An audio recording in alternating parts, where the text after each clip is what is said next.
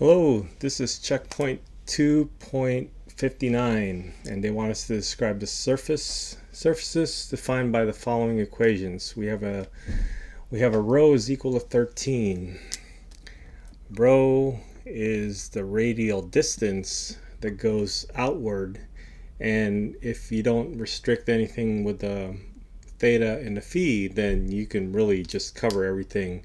And so imagine having a stick and having a light on the stick at the end of the stick that's 13 inches long, and then you spin it around, and then if you're holding your stick still, then it's going to go around and essentially describe a sphere.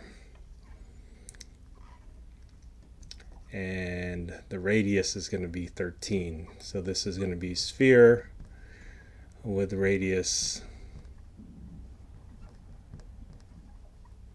equal to 13. Okay. All right. Now the next one, describe the surfaces where theta is equal to 2 pi over 3. So I think it's always nice to look at theta on a two-dimensional plane, because that's essentially where it lives, and then this will give us some idea of where it'll go when it goes in 3 dimensions. Theta is equal to 2 pi over 3 would put you in the second quadrant. And now if that's what theta is and there's no restrictions on rho or phi, then you can imagine theta going from the positive x-axis going to the second quadrant, or I guess in this case the second octant. It would go somewhere over here, and this would be an angle of 2 pi over 3.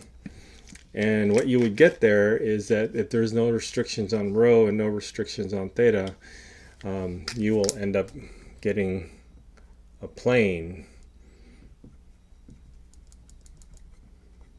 So that's your plane. Technically it could go underneath also, but usually we'll just like to look at it as a plane with angle of 2 pi over 3 from the positive x-axis. Okay. All right, so that's the second one, and the third one we'll look at phi is equal to pi over 4.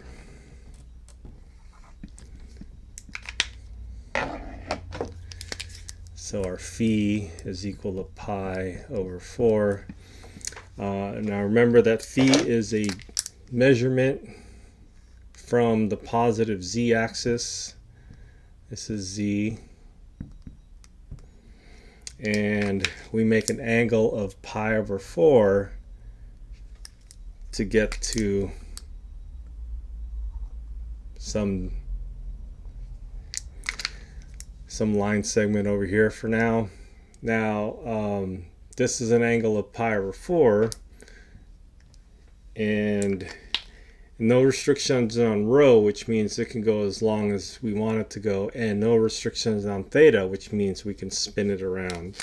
So that's the key, spinning it around, and then now we got ourselves a cone.